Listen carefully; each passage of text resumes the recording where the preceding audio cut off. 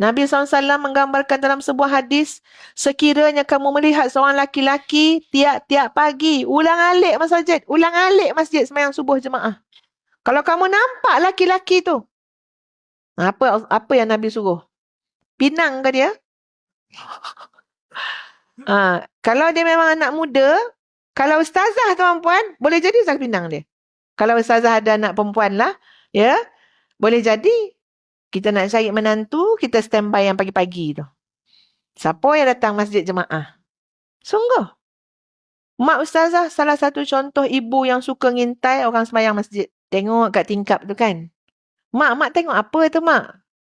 Ya Allah, berkenan betul lah mak budak ni ha. Ya Allah, mak akan cakap, ya Allah, berkenan betul lah mak. Tengoklah tak ha.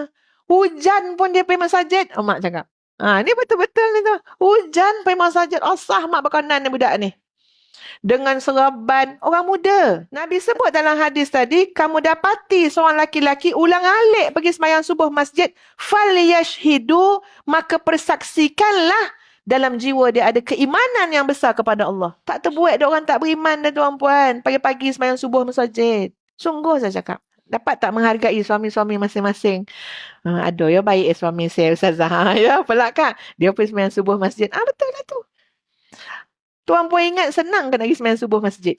Bukan pakai kekuatan fizikal. Bukan pakai sadar tak sadar tubuh badan adik kakak sekalian. Yang sadar. Naik motor besar. Vietnam dia sampai bawa motor. Rumah masjid sepelaung dengan rumah. Dia tak sampai solat jemaah subuh. Bayangkan.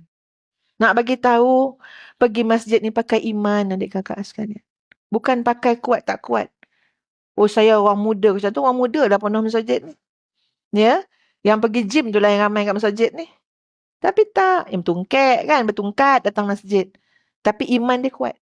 Masjid adik kakak sekalian, generasi kita hari ni, anak-anak ni, kita kena bawa ke masjid. Sebab ini adalah checkpoint anak-anak kita yang beriman kepada Allah Subhanahu Wa Taala. Usahakanlah. Ajaklah. Sungguh saya cakap. Benda suruh pergi masjid ni, benda yang tak pernah habis. Dan takkan habis sampai kita mati. Sungguh. Merayu tuan-puan. Anak dah masuk universiti dah ni. Merayu. Panggil. Berat sangat ke? Masjid depan rumah. Surau depan rumah. Bergegas. Ya, bergegas pergi masjid. Dia time orang azan tu dia ngantuk. Sebelum azan tu dia celik mata dia elok. Azan dia ngantuk. Kena. Nasihat dia. Hantar sampai depan muka pintu.